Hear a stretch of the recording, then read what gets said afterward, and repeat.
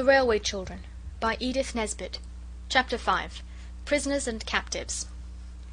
It was one day when Mother had gone to Maidbridge. She had gone alone, but the children were to go to the station to meet her. And loving the station as they did, it was only natural that they should be there a good hour before there was any chance of Mother's train arriving, even if the train were punctual, which was most unlikely. No doubt they would have been just as early, even if it had been a fine day, and all the delights of woods and fields and rocks and rivers had been open to them. But it happened to be a very wet day, and, for July, very cold. There was a wild wind that drove flocks of dark purple clouds across the sky, like herds of dream elephants, as Phyllis said. And the rain stung sharply, so that the way to the station was finished at a run.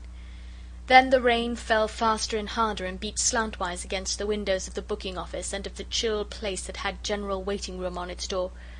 "It's like being in a besieged castle," Phyllis said. "Look at the arrows of the foe striking against the battlements." "It's much more like a great garden squirt," said Peter. They decided to wait on the upside, for the down platform looked very wet indeed, and the rain was driving right into the little bleak shelter where down passengers have to wait for their trains. The hour would be full of incident and of interest, for there would be 2 up trains and 1 down to look at before the one that should bring Mother back. "Perhaps it'll have stopped raining by then," said Bobbie. "Anyhow, I'm glad I brought Mother's waterproof and umbrella." They went into the desert spot labelled General Waiting Room, and the time passed pleasantly enough in a game of advertisements. You know the game, of course. It is something like Dumb Crambo. The players take it in turns to go out, and then come back and look as like some advertisement as they can, and the others have to guess what advertisement it is meant to be. Bobbie came in and sat down under Mother's umbrella and made a sharp face, and everyone knew she was the fox who sits under the umbrella in the advertisement. Phyllis tried to make a magic carpet of Mother's waterproof, but it would not stand out stiff and raft-like as a magic carpet should, and nobody could guess it. Everyone thought Peter was carrying things a little too far when he blacked his face all over with coal dust and struck a spidery attitude, and said he was the blot that advertises somebody's blue-black writing fluid. It was Phyllis's turn again, and she was trying to look like the Sphinx that advertises what's-his-name's personally conducted tours up the Nile when the sharp ting of the signal announced the up train. The children rushed out to see it pass. On its engine were the particular driver and fireman who were now numbered among the children's dearest friends. Courtesies passed between them. Jim asked after the toy engine, and Bobbie pressed on his acceptance a moist, greasy package of toffee that she had made herself. Charmed by this attention, the engine driver consented to consider her request that some day he would take Peter for a ride on the engine. "Stand back, mates," cried the engine driver suddenly, "and off she goes." And sure enough, off the train went. The children watched the tail lights of the train till it disappeared round the curve of the line, and then turned to go back to the dusty freedom of the general waiting room and the joys of the advertisement game. They expected to see just 1 or 2 people, the end of the procession of passengers who had given up their tickets and gone away. Instead, the platform round the door of the station had a dark blot around it, and the dark blot was a crowd of people. "Oh," cried Peter, with a thrill of joyous excitement, "something's happened! Come on!" They ran down the platform. When they got to the crowd they could, of course, see nothing but the damp backs and elbows of the people on the crowds outside. Everybody was talking at once. It was evident that something had happened. "It's my belief he's nothing worse than a natural," said a farmerish-looking person. Peter saw his red, clean-shaven face as he spoke. "If you ask me, I should say it was a police court case," said a young man with a black bag. "Not it, the infirmary more like." Then the voice of the station master was heard, firm and official. "Now then, move along there. I'll attend to this, if you please." But the crowd did not move. And then came a voice that thrilled the children through and through, for it spoke in a foreign language, and what is more, it was a language that they had never heard. They had heard French spoken, and German. Aunt Emma knew German, and used to sing a song about bedeuten and zeiten and bin and sin. Nor was it Latin. Peter had been in Latin for 4 terms. It was some comfort, anyhow, to find that none of the crowd understood the foreign language any better than the children did. "What's that he's saying?" asked the farmer heavily. "Sounds like French to me," said the station master, who had once been to Boulogne for the day. "It isn't French," cried Peter. "What is it then?" asked more than one voice. The crowd fell back a little to see who had spoken, and Peter pressed forward so that when the crowd closed up again he was in the front rank. "I don't know what it is," said Peter, "but it isn't French. I know that." Then he saw what it was that the crowd had for its centre. It was a man. The man, Peter did not doubt, who had spoken in that strange tongue. a man with long hair and wild eyes, with shabby clothes of a cut Peter had not seen before, a man whose hands and lips trembled, and who spoke again as his eyes fell on Peter. "No, it's not French," said Peter. "Try him with French, if you know so much about it," said the farmer man. "Parlez-vous français?" began Peter boldly, and the next moment the crowd recoiled again, for the man with the wild eyes had left leaning against the wall, and had sprung forward and caught Peter's hands, and begun to pour forth a flood of words which, though he could not understand a word of them, Peter knew the sound of.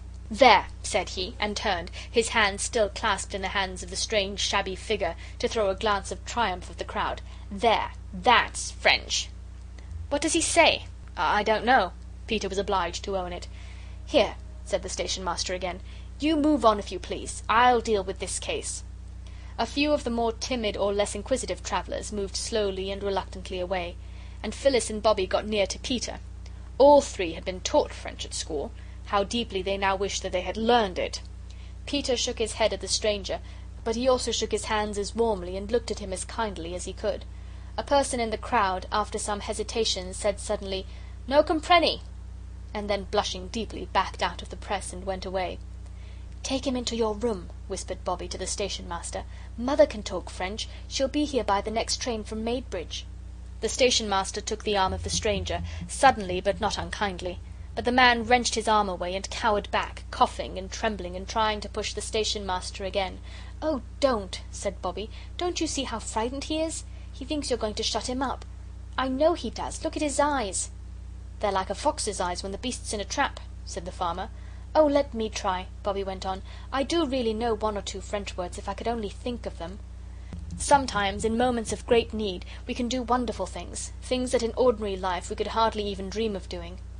Bobbie had never been anywhere near the top of her French class, but she must have learned something without knowing it, for now, looking at those wild, hunted eyes, she actually remembered, and what is more, spoke some French words. She said, "Vous attendre. Ma mère parle français. Nous..." Oh, what's the French word for being kind? Nobody knew. "Bon is good," said Phyllis. "Nous être bon pour vous."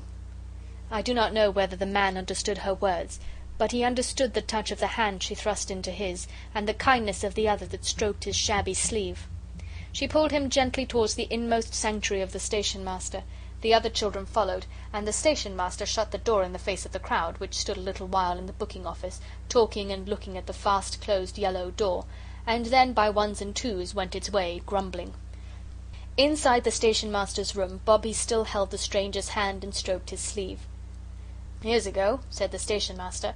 "No ticket. Doesn't even know where he wants to go. I'm not sure now but what I ought to send for the police." "Oh, don't," all the children pleaded at once. And suddenly Bobbie got between the others and the stranger, for she had seen that he was crying. By a most unusual piece of good fortune she had her handkerchief in her pocket.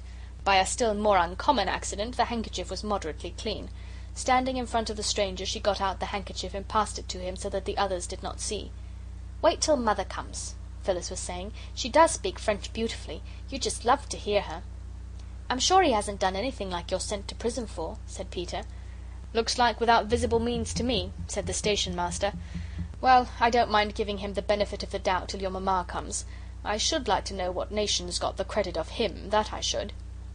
Then Peter had an idea. He pulled an envelope out of his pocket and showed that it was half full of foreign stamps.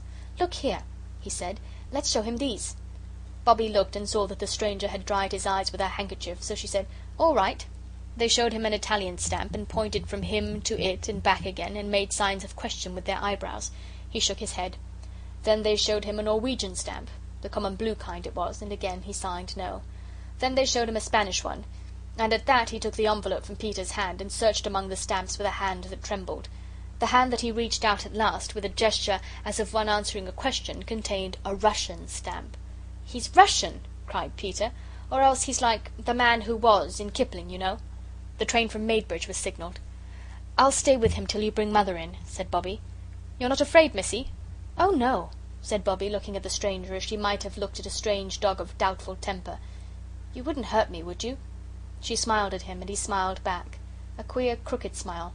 And then he coughed again, and the heavy rattling swish of the incoming train swept past, and the station master and Peter and Phyllis went out to meet it. Bobbie was still holding the stranger's hand when they came back with Mother. The Russian rose and bowed very ceremoniously. Then Mother spoke in French, and he replied, haltingly at first, but presently in longer and longer sentences. The children, watching his face and Mother's, knew that he was telling her things that made her angry and pitying and sorry and indignant all at once. "Well, Mum, what's it all about?" The Station Master could not restrain his curiosity any longer. "Oh," said Mother, "it's all right. He's a Russian and he's lost his ticket, and I'm afraid he's very ill. If you don't mind, I'll take him home with me now. He's really quite worn out. I'll run down and tell you all about him tomorrow." "I hope you won't find you're taking home a frozen viper," said the Station Master doubtfully. "Oh, no," said Mother brightly, and she smiled. "I'm quite sure I'm not. Why, he's a great man in his own country. Writes books. Beautiful books. I've read some of them. But I'll tell you all about it tomorrow." She spoke again in French to the Russian, and everyone could see the surprise and pleasure and gratitude in his eyes. He got up and politely bowed to the Station Master and offered his arm most ceremoniously to Mother. She took it, but anybody could have seen that she was helping him along and not he her. "You girls run home and light a fire in the sitting room," Mother said, "and Peter had better go for the doctor." But it was Bobbie who went for the doctor. "I hate to tell you," she said breathlessly when she came upon him in his shirt sleeves, weeding his pansy bed, "but Mother's got a very shabby Russian, and I'm sure he'll have to belong to your club. I'm certain he hasn't got any money. We found him at the station." "Found him? Was he lost then?" asked the doctor, reaching for his coat. "Yes," said Bobbie unexpectedly, "that's just what he was. He's been telling Mother the sad, sweet story of his life in French, and she said would you be kind enough to come directly if you were at home. He has a dreadful cough and he's been crying." The doctor smiled. "Oh, don't," said Bobbie, "please don't. You wouldn't if you'd seen him. I never saw a man cry before. You don't know what it's like." Dr. Forrest wished then that he hadn't smiled. When Bobbie and the doctor got to Three Chimneys, the Russian was sitting in the arm-chair that had been Father's, stretching his feet to the blaze of a bright wood fire, and sipping the tea Mother had made him. "The man seems worn out, mind and body," was what the doctor said. "The cough's bad, but there's nothing that can't be cured. He ought to go straight to bed, though, and let him have a fire at night." "I'll make one in my room. It's the only one with a fireplace," said Mother. She did, and presently the doctor helped the stranger to bed. There was a big black trunk in Mother's room that none of the children had ever seen unlocked. Now, when she had lighted the fire, she unlocked it, and took some clothes out, men's clothes, and set them to air by the newly lighted fire. Bobbie, coming in with more wood for the fire, saw the mark on the nightshirt, and looked over to the open trunk.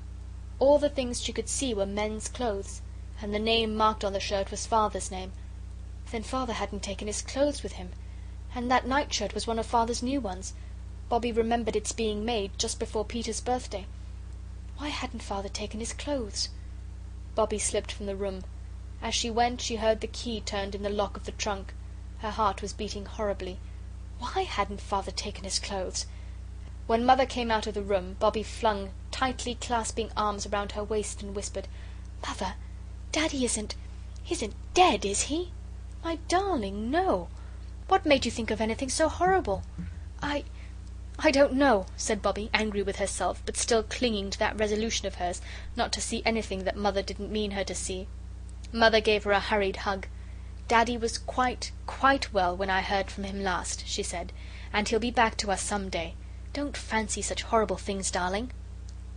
Later on, when the Russian stranger had been made comfortable for the night, Mother came into the girls' room. She was to sleep there in Phyllis's bed, and Phyllis was to have a mattress on the floor, a most amusing adventure for Phyllis. Directly Mother came in, two white figures started up, and two eager voices called, "Now, Mother, tell us all about the Russian gentleman." A white shape hopped into the room. It was Peter, dragging his quilt behind him like the tail of a white peacock. "We've been patient," he said, "and I had to bite my tongue not to go to sleep, and I just nearly went to sleep, and I bit too hard, and it hurts ever so. Do tell us. Make a nice long story of it." "I can't make a long story of it tonight," said Mother. "I'm very tired." Bobbie knew by her voice that Mother had been crying, but the others didn't know. "Well, make it as long as you can," said Phil, and Bobbie got her arms around Mother's waist and snuggled close to her. "Well, it's a story long enough to make a book of. He's a writer. He's written beautiful books. In Russia at the time of the Tsar, one dared not say anything about the rich people doing wrong, or about the things that ought to be done to make poor people better and happier.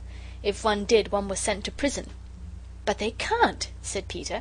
"People only go to prison when they've done wrong." "Or when the judges think they've done wrong," said Mother. "Yes, that's so in England. But in Russia it was different. And he wrote a beautiful book about poor people and how to help them. I've read it. There's nothing in it but goodness and kindness, and they sent him to prison for it. He was 3 years in a horrible dungeon with hardly any light, and all damp and dreadful, in prison all alone for 3 years." Mother's voice trembled a little and stopped suddenly. "But, Mother," said Peter, "that can't be true now. It sounds like something out of a history book, the Inquisition or something." "It was true," said Mother. "It's all horribly true. Well, then they took him out and sent him to Siberia, a convict chained to other convicts, wicked men who'd done all sorts of crimes, a long chain of them, and they walked and walked and walked for days and weeks, till he thought they'd never stop walking. And overseers went behind them with whips, yes, whips, to beat them if they got tired. And some of them went lame, and some fell down, and when they couldn't get up and go on, they beat them and then left them to die. Oh, it's all too terrible. And at last he got to the mines, and he was condemned to stay there for life, just for writing a good, noble, splendid book. How did he get away? When the war came, some of the Russian prisoners were allowed to volunteer as soldiers, and he volunteered. But he deserted at the first chance he got, and—" "But that's very cowardly, isn't it?" said Peter, "to desert, especially when it's war." "Do you think he owed anything to a country that had done that to him? If he did, he owed more to his wife and children. He didn't know what had become of them." "Oh," cried Bobbie, "he had them to think about and be miserable about too, then, all the time he was in prison?" "Yes, he had them to think about and be miserable about all the time he was in prison. For anything he knew, they might have been sent to prison too. They did those things in Russia. But while he was in the mines, some friends managed to get a message to him that his wife and children had escaped and come to England. So when he deserted, he came here to look for them." "Had he got their address?" said practical Peter. "No, just England. He was going to London, and he thought he had to change at our station, and then he found he'd lost his ticket and his purse." "Oh, do you think he'll find them? I mean his wife and children, not the ticket and things." "I hope so. Oh, I hope and pray that he'll find his wife and children again." Even Phyllis now perceived that Mother's voice was very unsteady. "Why, Mother," she said, "how very sorry you seem to be for him." Mother didn't answer for a minute. Then she just said, "Yes." And she seemed to be thinking. The children were quiet. Presently she said, "Dears, when you say your prayers, I think you might ask God to show his pity upon all prisoners and captives." "To show his pity," Bobbie repeated slowly, "upon all prisoners and captives. Is that right, Mother?" "Yes," said Mother, "upon all prisoners and captives.